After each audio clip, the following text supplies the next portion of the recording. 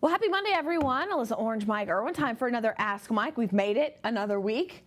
It's good for Ask Mike fans. Questions, and more questions. I love questions. He does, which is why we have a whole nother stack of questions from you guys this week to answer. So let's get to it. Question number one, here we go. A lot of Razorback fans are stirred up over the transfer of Mike Woods, including Old Fart, who asks, any rumor or better yet, facts behind Mike Woods' portal request? Seems like he was a leader in the wide receiver group. Okay, separate rumors from facts. So Sure. We'll start off just talking about the facts. The facts are maybe a day or two after the red-white game, rumors started circulating that he was going to go in the portal, but we didn't know that he would. And then the next rumor we heard was that Sam Pittman was going to talk to him and try to talk him out of it again. Those are rumors. What we know is a couple of days after the red-white game, he entered the portal, and it came out of nowhere.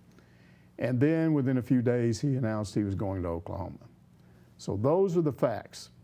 And, you know, we can talk about rumors. The next several questions sort of address that or ask questions about rumors. But the reason I put that question in there is I wanted to point out that the only facts we have is he announced he was going to transfer. A couple of days later, he announced he was going to OU, and that's it. Yeah. You know, those are the facts. Those are we the don't facts. even know for sure that he talked to Sam Pittman.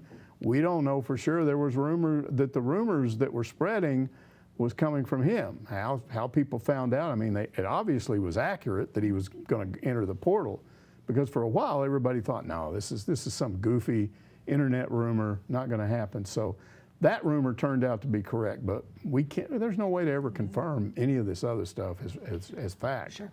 A lot of it is speculation. Of course, you have to go with rumors that eventually come true. Maybe those rumors have merit, but that doesn't necessarily mean it played out in that exact order or in an exact way. And as we continue with Mike Woods' questions regarding the sudden departure and odd timing of Mike Woods, Blood Red Hog answers, was it related to recruitment by his former position coach? Was that the relationship with the new wide receiver coach strained? He's talking about Justin Stepp and Kenny Guyton. Yeah. So that was one of the first rumors that surfaced after he announced he was transferring, was that the new position coach that came in after the season was over was a lot harder on these wide receivers than Justin Stepp had been, who went to South Carolina. And that Mike Woods was really close to Justin Stepp, that he just looked at this guy and said, hey, you know, he's nuts, he's driving me crazy, he's making too many demands, I'm good, why is he pushing me in this direction or that direction? So I'm going to go be with my former buddy coach, Justin Stepp, at South Carolina. So that was the kind of the first rumor that popped up. And Woods attempted to shoot that down pretty quickly, because he got on Twitter and said, I don't have any problem at all with Kenny Guyton. He was always good to me. I think he's a good coach. This is not why this is happening. So, you know, he's attempting to shoot that rumor down. Then shortly after that, Sam Pittman appeared on a Zoom and he was asked about this whole transfer thing.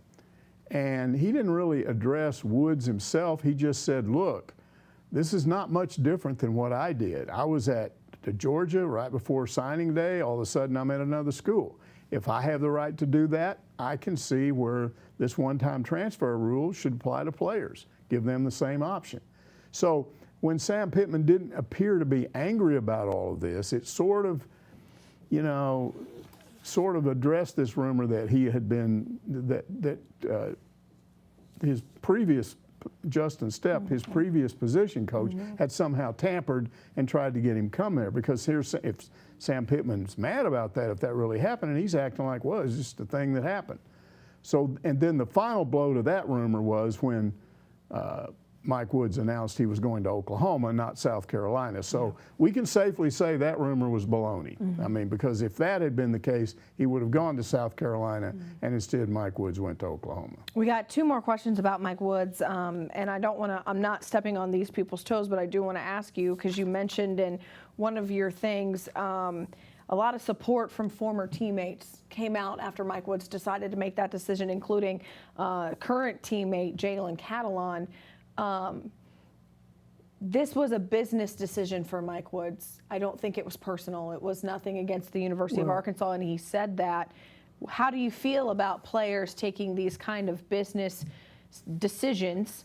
You go from a school like Arkansas to a school like Oklahoma, who, not saying Arkansas won't by any means, but Oklahoma has been in the college playoffs before. They have a national spotlight. They have, former Bielema and Heisman Trophy winners. How do you feel about that? Well, what this shows, and for lack of a better term, it's a disconnect between fans and players. But the fans need to know this, and it's not every player. But players generally stand together as a group, almost like people in a union, employees at a big company in a union. The players see themselves as the commodity, and they all sort of have, most of them have the attitude that we have a right to go somewhere else if we want to. So even if I'm happy to continue to stay at this school, and even if I like this new coaching staff, if my buddy over here decides he wants to leave, he has every right to do that.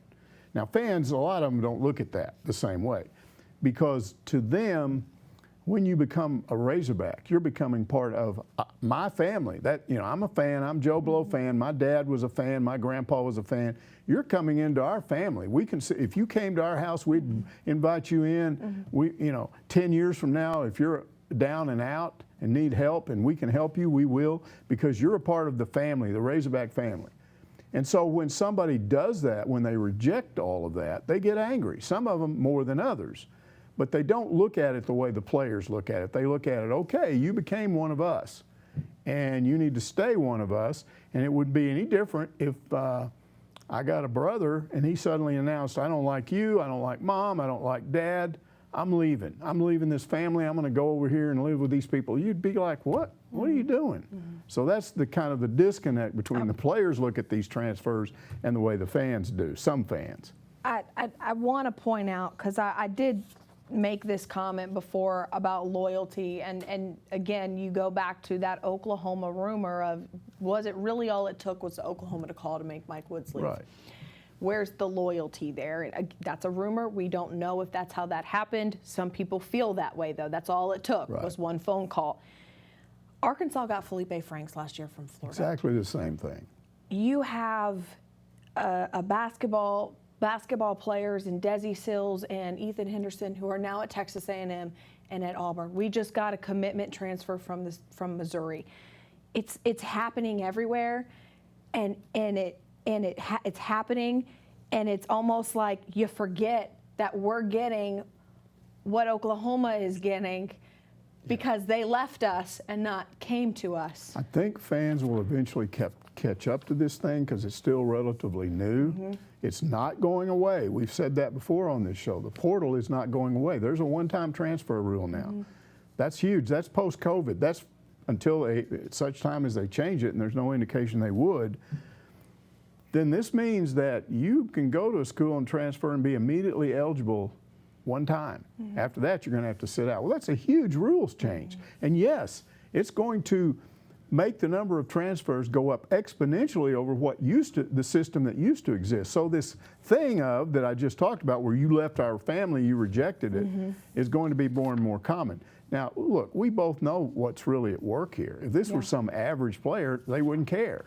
But if he's perceived as being good and Oklahoma wanted him, now we're mad because you rejected us. That's just human nature. Okay, last thing, Oklahoma can have Mike Woods. Oklahoma gave Arkansas Chelsea Dungy, so I think that's fair. Okay. All right, Pork Soda wants to know, as we continue this on a little bit, is there truth to the rumors that Oklahoma contacted Woods before his entry into the portal? Is this going to be an issue with the portal system? Is this something that needs to be addressed, or do you consider it simply supply and demand? Poaching players, what do you think? Again, there's no evidence. The only way you'd ever catch any school, I don't care whether it's Oklahoma in this situation or any other, is if the player himself admitted it, maybe after the fact, maybe if somebody transferred and then got into the NFL and they were mad at that school, they might say, hey, this is what they did. Or somebody might have personal knowledge of it, maybe one of your own teammates. I'll address another rumor that didn't get asked. There was a rumor, this one was on Hogville, which in part supports this Ask Mike program. There was a rumor on Hogville that before Oklahoma contacted Mike Woods, they contacted Traylon Burks. And Burks said, no, I don't want to go there. And so then they contacted Mike Woods, and he went. Now, that, again, that's a very non-believable rumor, because if that's the way it happened, why then wouldn't Burks go tell Sam Pittman, look, they went after me and then they got him? So that would be the only way you'd catch somebody, is like if a teammate went, hey, you know, I know about this, I'm turning them in. Now, the other part of this is it going to be a problem in the future? Is it a problem now, or do we just sit around and live with it? Yes, it's going to be a problem. There's, you know, the portal, there's some very definite rules about the portal.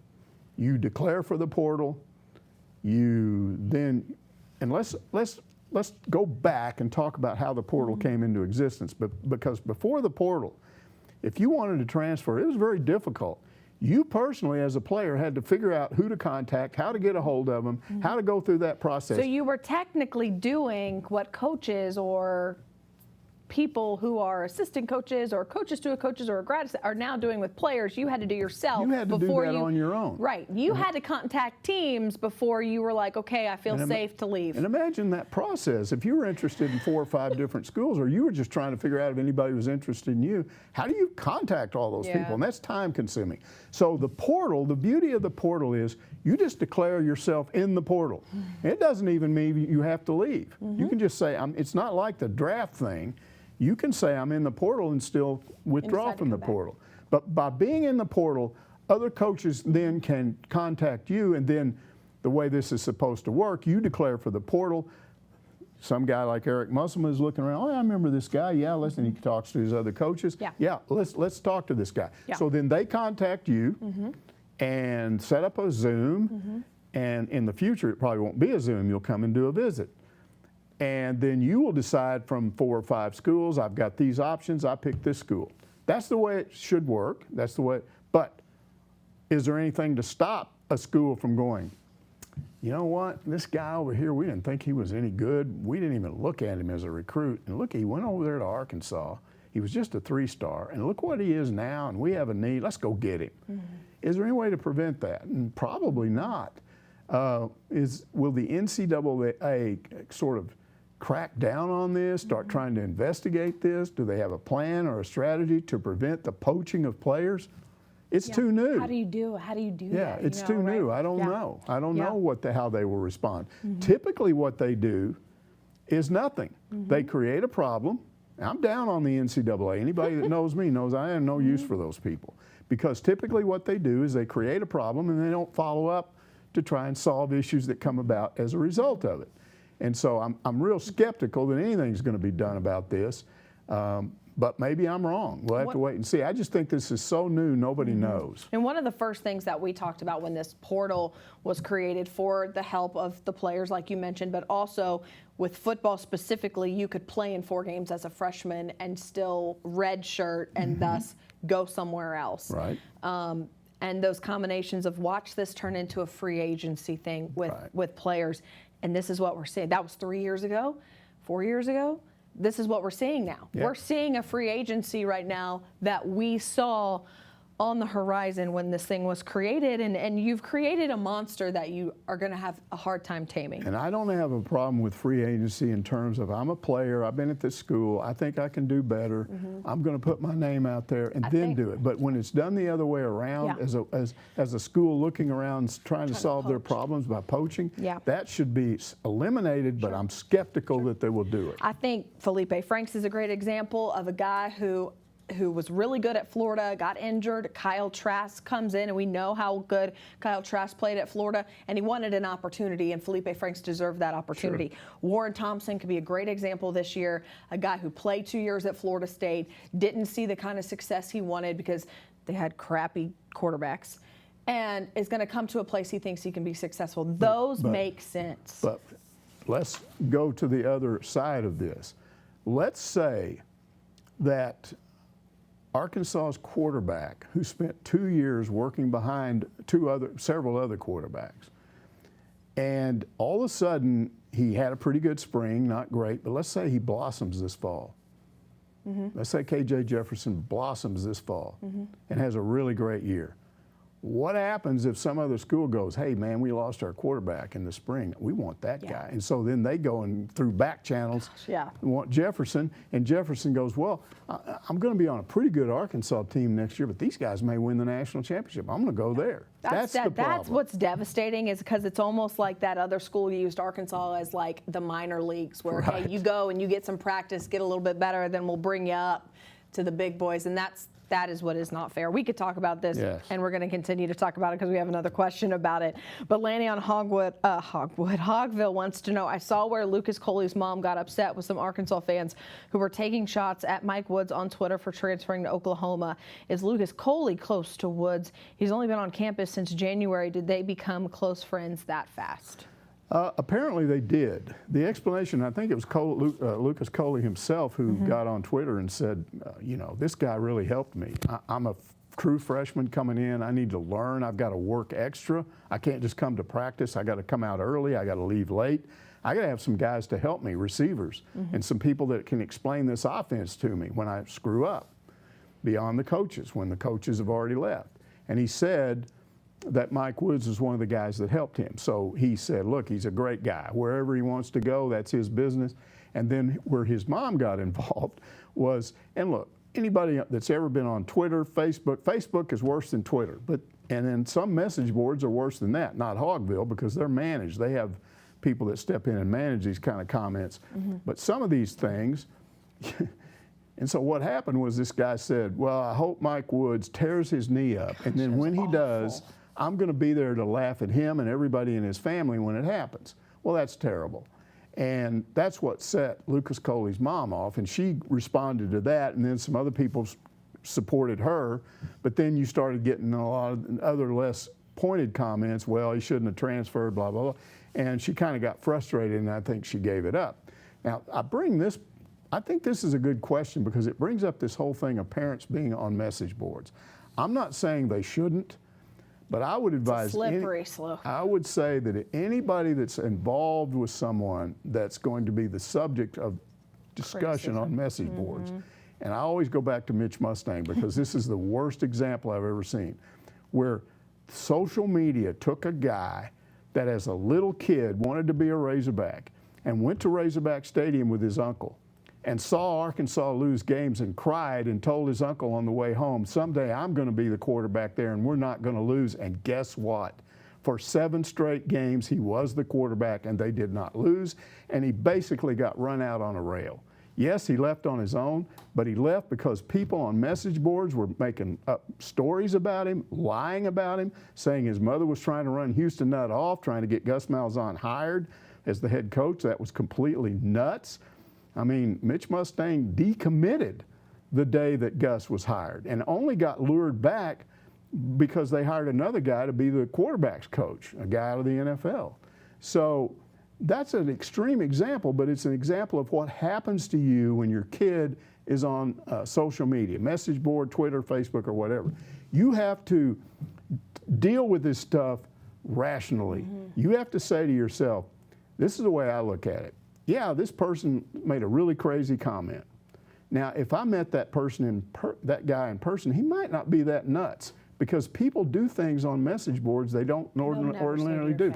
People come on social media and they're mad. My wife makes me mad. I'm frustrated. I'm going to get on this Twitter or Facebook and I'm just going to start going off because it's like a cheap version of going and sitting on a psychiatrist's couch, right? There are people that do that. And then there are some that are really nuts. But there's so many crazy people out there. There are people out there that murder you.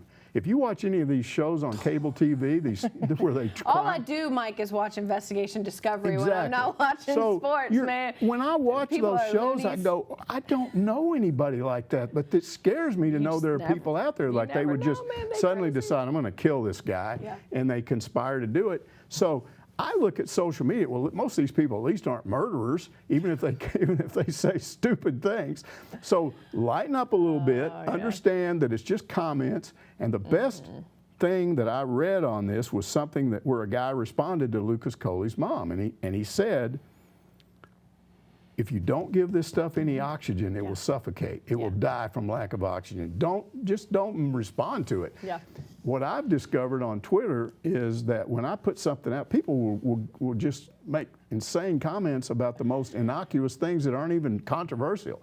You know, you put something out there and so you don't respond. Yeah. You just go, okay, all right, if you want to think that's it, I'm not going to respond. I think Robert Moore's bat flip might have been the best example. I put a tweet out there about South Carolina fans might want to stop heckling the guy who hit 2 home runs off of you. And then, of course, a bunch of South Carolina fans were like, Alyssa's no fun at parties. She's the one that goes to bed at 8 o'clock and wants everyone else to go home. They're going to put all kinds of I'm nutty super stuff lame, and I don't let anyone have any fun. But now, if you got in there and started arguing with them, it would make it worse. You would be giving it oxygen, so don't give it oxygen. That's our you got to learn. That's our words of advice to parents of athletes about social media. Don't give it oxygen. There you go. All right, Jimmy Ego wants to know, I see where Bielema's lawsuit against Arkansas is over. Who came out on top? Well, I think the Razorback Foundation came out on top, and it's real simple. They ended up paying less than they had to. The way I look at that whole thing, Brett Bielema got this insane buyout after beating Texas in the Texas Bowl. Okay, they won 7 games. Whoop-de-doo. That was good, but it wasn't awesome. They beat them, and I think Jeff Long went nuts and gave him a huge raise. He ended up with $4.1 million or something and gets this insane buyout. And then what happens is the last 2 years he's here, his coaches leave, he's not doing much, they're getting beat, and then Jeff Long gets fired, but it's left up to the foundation. It's not the school itself, but the foundation that pays this off. Now they got people over at that foundation that went, we're in charge of the money that kind of helps this program go along. I mean, a lot of people don't realize this, but the coaches, when a coach gets paid, he only gets paid state minimum, whatever the state of Arkansas allows from the university. The rest of that money comes from the foundation. So they have to be very careful with their money. And I'm pretty familiar with what happened there. There was a guy over there that is a lawyer, and he looked at the technical part of the buyout. And then he looked at what Bielema was doing after he was fired, and he determined that there might be some little technical violations here. So the position he took was, hey, we will just stop paying him. And then he's probably, at some point he's going to come back and sue us to say, hey, you owe me this money and you didn't pay it. And then what we're going to do is we're going to negotiate with him. And we're going to say, wait a minute, you were supposed to do this, you didn't, you were supposed to do that. We're not going to pay you that whole amount. And the end result is Arkansas saved, we figured, $3.8 million. Now, you may not think that's big, but instead of paying, in COVID times it's big. Maybe in general, it's big. $11 million, they paid 7 something. So coming off that COVID shortfall and all that. So hats off to the foundation, hats off to the people over there that knew what was going on. It was a lengthy process, but they saved the athletic department some money. It was their money, not the athletic, but the athletic department eventually has to use that money. I think, too, a lot having to do with settling, because they could have settled a long time ago, was the fact that Brett Bielema just got hired at Illinois, and I think Brett finally realized, I don't want to deal with this anymore. I don't want to be asked by Illinois media. I don't want calls from national guys. When I'm trying to start a program again and rejuvenate another college program as a head coach, let's just settle it and be gone. I think if he'd gotten, for some reason, he didn't get the Illinois job, and let's say he got fired in his NFL job, I think it was with the Giants eventually. If he got fired from that job and didn't have any money at all, this would not have been settled. I think he would have went, no, you owe me the full amount. They still wouldn't have paid him all of it, but he might have gotten more of it. I think that played a big role for sure. All right, Gus Maximus. August Maximus. August Maximus on Hogville wants to know, Arkansas will make it back to the Sweet 16 next year. Change my mind. Well, I won't try to change your mind. We don't want to. I really don't want to change your mind. But I would point out something, and this is very important when you start talking, when you start making projections about the NCAA tournament right now, which is a long way down the road. Let's go to Ohio State, and let's pretend we're Ohio State fans. And we got the makings of a really good team coming back. But this is a year ago at this time, and we're talking. All right. Oh, man, what do you think? We're going, we might go to the Final Four. Yeah, you might. You've got good players, and as it turned out, they went into the NCAA tournament as a 2 seed and then played Oral Roberts. Now, if we had sat here a year ago and we were talking about an Ohio State to their fans instead of Arkansas fans, and if I had suggested, well, you better watch out for Oral Roberts, I mean, people would have laughed. You can't predict that. Now, let's talk about Texas. Okay, Texas, I think they won the Big 12 tournament, didn't they? They did. Okay. Yes. They're rolling, man. Yeah. They're going into the NCAA tournament with steam. What if somebody said, well, how far are we going in this thing, man? We won the Big 12 tournament, man. I think we're good. We might go to the Sweet 16 and beyond. No, I think Abilene Christian is going to beat you. Those Wildcats up there in Abilene, they ferocious. So nobody would have thought of that stuff. So what I'm telling you when you say convince me otherwise, the only thing I would say is there might be a team out there that we're not thinking about right, and Arkansas runs into them in the tournament at the wrong time and the wrong team, and boom, you're out. Yeah. It can happen. But don't you love this optimism? Yeah. You know what I mean? Like at the end of the day, like we love it. Like yes, they're going to the Sweet 16. You keep doing that. I'm the Just guy. Don't forget about reality. I'm the guy Not that's that always. not reality, I'm but the guy that's always supposed to say, well, hold on here. That's my part of my job. Okay, but Grandpa. But it is the job of the fans, in my opinion, to be what you said. We've had fans so beaten down in football. Now baseball has been good for a while. But football and basketball, they've had so much disappointment. It's great that they have their, that they got a little swagger to them, you know, that they're looking forward. Yeah. And even just winning 3 games last year in football, there's a lot of real optimism going into football season. So I like to see that. I like to see that. Yeah, for sure. All right, Hoggle wants to know, you touched on players being paid for their image and likeness. For instance, getting advertising dollars from a local car dealership. I think it will be much more than this. Once it is okay to pay players, booster clubs will form image and likeness foundations that offer recruits big money to come to their schools. That is a slippery slope that I don't think is getting crossed. Well, I think he's misunderstanding the whole image and likeness. First of all, it hasn't even passed yet. I mean, it's not in place. So we don't even know what regulations there will be. But as it stands, it's not going to be a thing where you pay players. It's going to be a thing where players are allowed to make money, and there's a difference.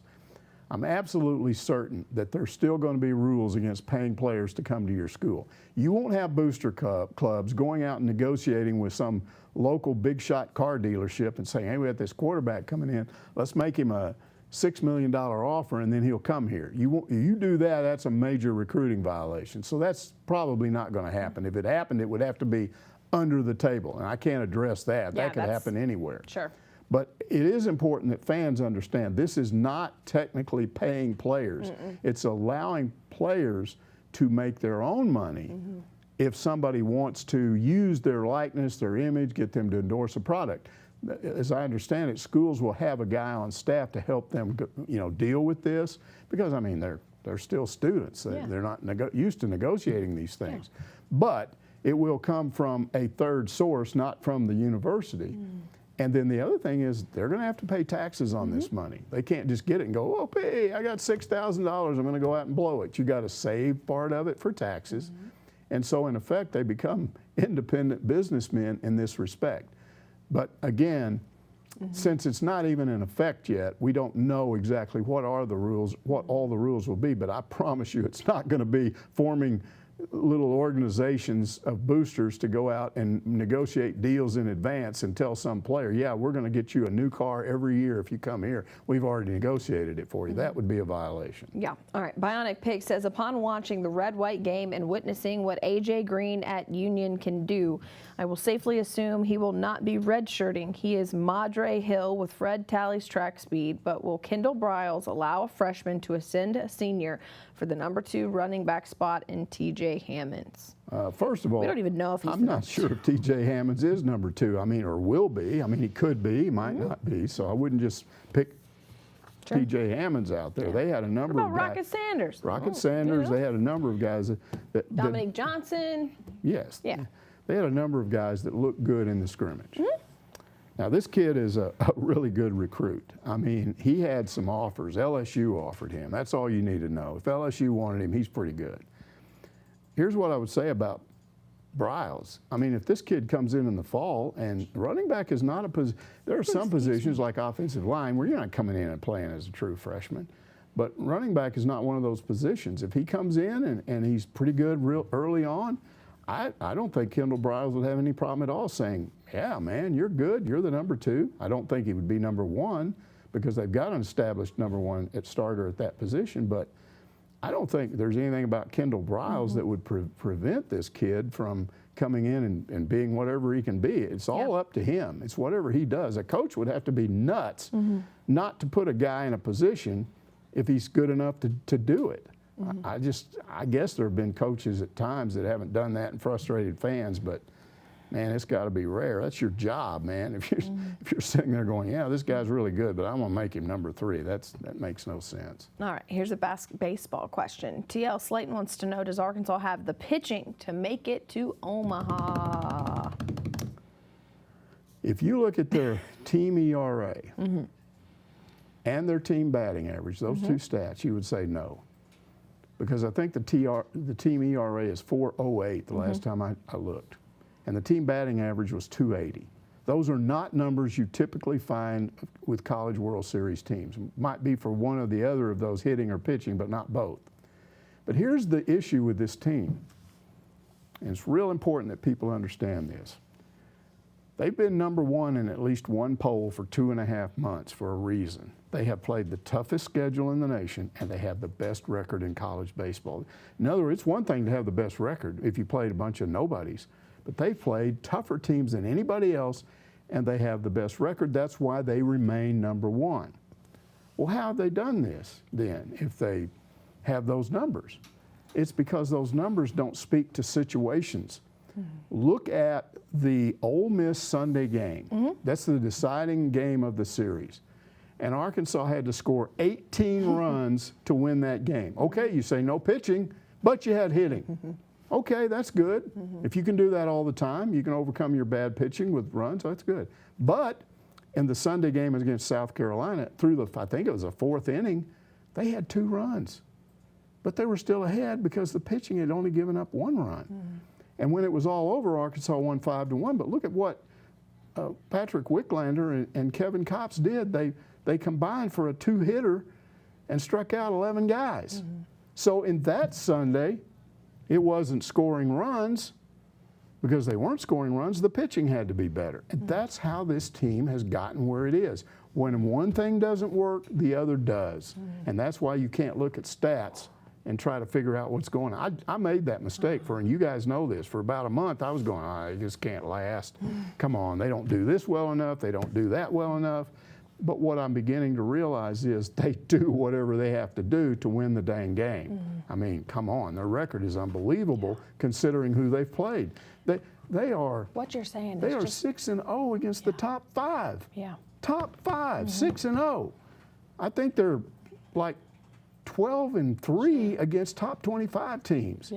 That's an incredible record. What you're saying is just wait for these 2 things to have a good game, batting and pitching. If both of them happen at once. That's what I mean. If they pitch well and Let's score hope that's a lot what of happens runs, in it'll beat Omaha. the crap out of somebody. But if the other thing happens, and it has on occasion, I think, what, they lost 7 games, something like that? 6 maybe. 6, whatever. 30, we should go look before we go on in. I'm sorry. I think it's 7, but okay. So it means 6 or 7 times that's actually happened. They haven't hit well and they didn't score a lot of runs and their pitching wasn't all that good. But it doesn't happen very often.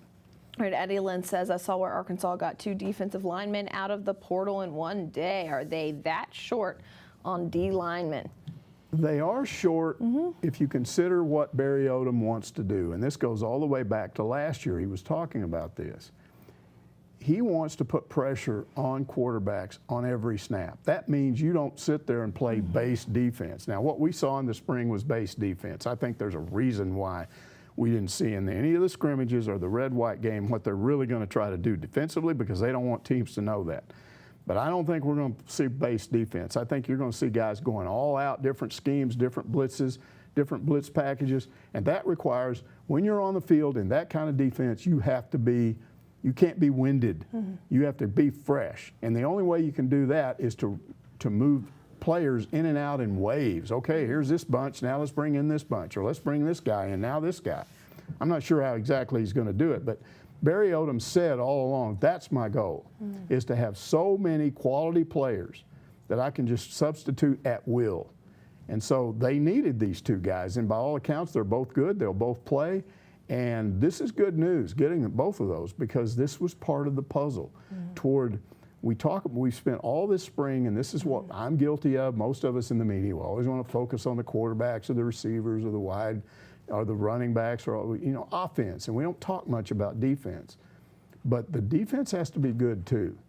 And we saw it. It started off, what happened last year? Really good defense for what, 2 or 3 weeks, month? Yeah. And then it kind of slowly went downhill, and that's because they didn't have depth. Yeah. So that's what this is all about. Sam Pittman has said that. We need more depth, and it's why they kept 3 scholarships open after signing day. He was very transparent. It's because we want guys, whoever's in the portal. And it lucked out. And the best time to honestly check the portals right after spring ball. And if this didn't happen, if they didn't bring these guys in, then there would have been an issue. Yeah. All right, last question. Slopper Slog says, baseball is looking good, basketball is good, softball is good, track and field is good, gymnastics is good. Will the football team win 6 games? He, like homeboy with the basketball team, is very optimistic and says, yes, they will. Look, I don't even think it's a stretch to say that. I mean, what are we talking about here? To win 6 games, that means if you won all 4 non-conference games, then you would just have to win 2 SEC games. Can you just beat the Mississippi schools? Everybody loves that. That's 2 and 6. Perfect. And that's not hard, is it? I mean, they did better than that last year. Now, let's say they don't beat Texas, because that's the one non-conference game that could be a problem. Okay, then you just have to win 3 SEC games. Hopefully it could be a problem. Could be. We don't know. I mean, it's Texas. We've watched Arkansas. Well, they underachieve all the time, so I'm assuming they won't beat those guys. But the point is, if you didn't beat them, then it would mean you just had to win 3 SEC games. The bottom line for me is, I think they'll win 7. I don't think it's going to be that hard. I think they'll win all of their non-conference games, and I think they'll figure out a way to win 3 SEC games. So what you're saying is they're going bowling? Yeah. Okay. And then if they go bowling and they win, that could be 8. What's today? April 28th? Yeah. Is that today? No, 26th. No, you're the ones that knows what. I never know what day it is. April 26th, I think. Because I'm always asking you, what's today? I think Monday, April 26th. You heard it here first. Arkansas will win 7 games and go bowling. And then win a bowl game, so they'll win 8 games. You heard it here first. All right, that's going to conclude Ask Mike this week, guys. Thanks for hanging out with us. We'll see you next week.